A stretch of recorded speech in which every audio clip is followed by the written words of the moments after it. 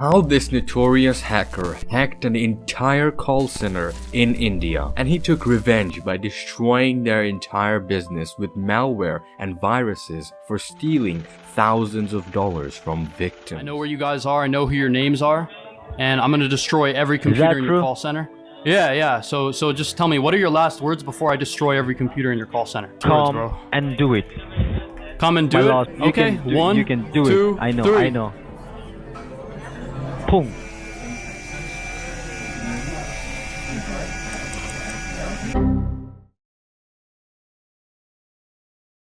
Let's get into the details of how our hero Midnight SB took down this Indian scam call center. So some of these scam call centers operate in India. These scam call centers make calls all night to Americans trying to finesse thousands of dollars. So let's determine how these scammers even get your number in the first place. So data brokers collect your data through public records and online activity. For example, when you're watching some show on a pirated website, you might get some of these adverts, and these lure you into malicious websites, or you just misclick them, and hence you have fallen into the first trap. And the data brokers sell this data to different companies. One of these fall into the scam call business industry. So thousands of people's data and numbers are used by these scammers who call these thousands of people hoping to finesse and scam thousands of dollars. But out of 10,000 calls a day, only 5 are bound to fall for this trick. For this instance, this story I'm covering today follows something similar. So if we watch this clip, Ronald Park from Amazon calls this person and says that there's a package that has been delivered under their name, which is a complete lie. Yes, good afternoon, sir. My name is Ronald Park from Amazon. How are you doing today? Well, I might be disturbing you. I'm sorry about that. But right now my call is regarding about some packages which is going to be shipped tomorrow under your name. Did you receive any information about the package? Out of 10,000 of these calls, most of these calls go something like this. Hi, this is Wayne Adams calling you from Amazon customer service. How are you doing today? Well, what the f you doing, buddy? What are you doing? Yeah, you're actually calling the police department in La Crosse, Wisconsin. That's probably not very smart. Since SB had hacked every single computer in the scam call center, he had access to every document that was inside these computers. So he dug around these computers and found some nasty things. So he found some motivational quotes, as if the scammers needed any motivation to scam their victims. He would find information on how many people were scammed and who they were, as well as how much money they had actually finessed and scammed out of these victims. SB managed to get into the computer of the supervisor of the entire call center, and from there he could find all the names of the scammers, how much they got paid, and as you can see from the spreadsheet, the employees have been paid 6,50,000 rupees, which equate to around $7,500 just paid out for employee salary,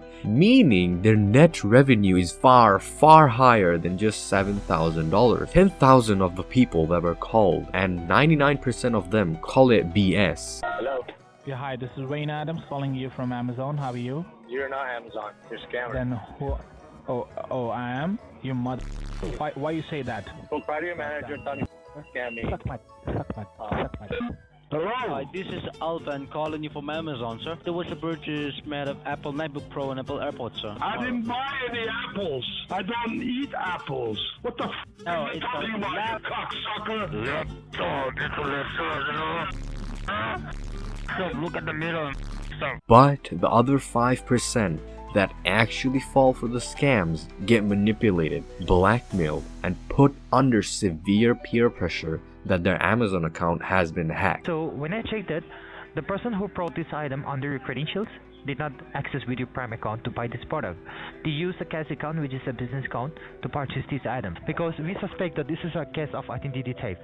This particular operation would work such that they would first say that there's someone who had hacked your Amazon account and made a bunch of purchases worth thousands of dollars, and they fall for the trap because obviously the person, the victim, have never purchased such thing, so they refuse to pay it, and then they get threatened. Before you lose any kind of more information, I'll be just transferring your call to the FTC. This is a Federal Trade Commission. They are the only one who can help you to resolve your identity as well as help you to cancel a pre-authorized order and a transaction, okay sir? So during this process, they transfer the call over to the US Trade Commission or the US Treasury. Thank you for calling Federal Trade Commission.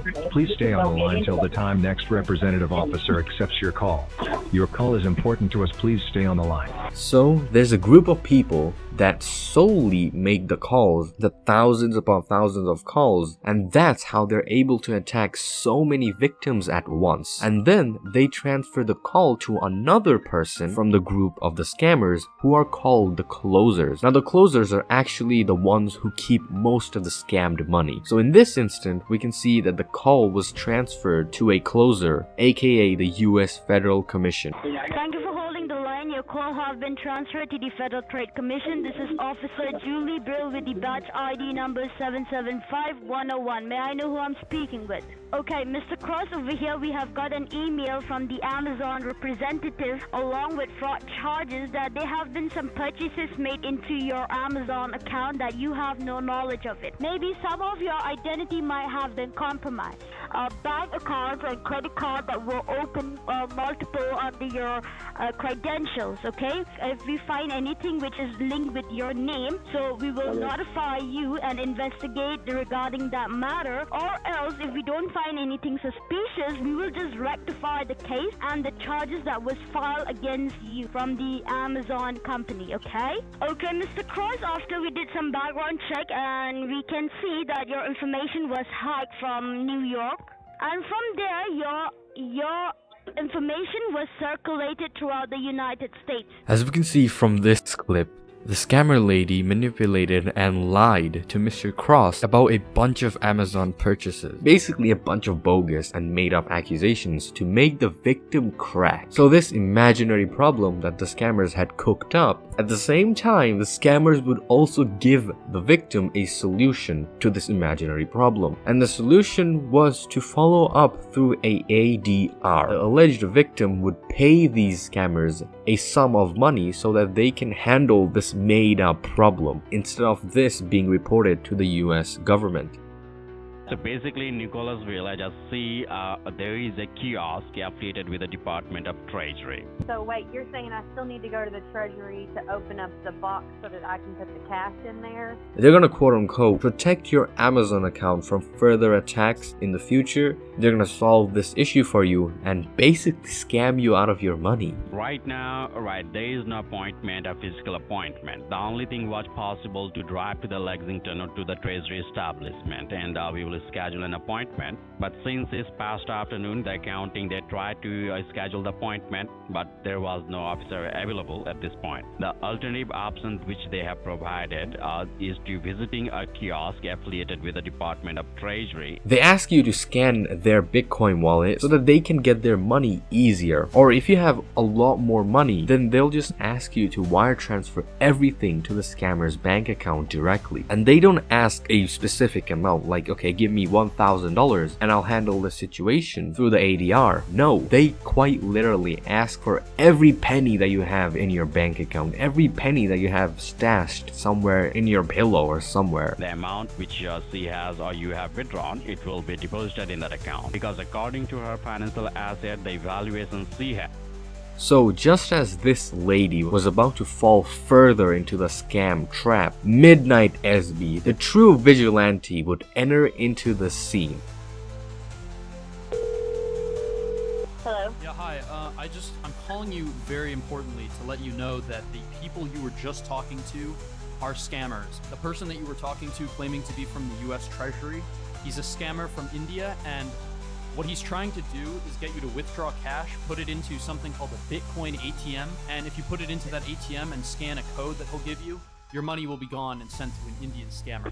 It's a scam. Wait, who are you? Since he's hacked into the scammer's computers, he could hear everything. He could see everything the scammers were doing and telling the victims what to do. So right when the victim was about to give in, SB comes in and cuts the call and exposes the scam to the victim. So I hung you guys up forcefully. Thank you.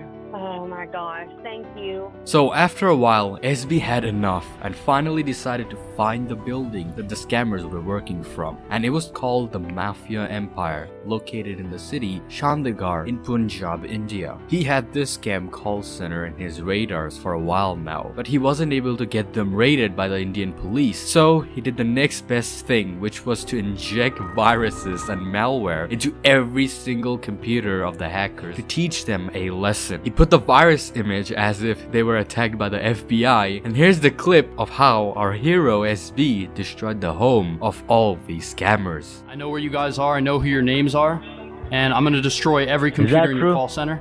Yeah. So just tell me, what are your last words before I destroy every computer in your call center? Come and do it. Come and do My it? lord, Okay, you can do it. I know. Pung.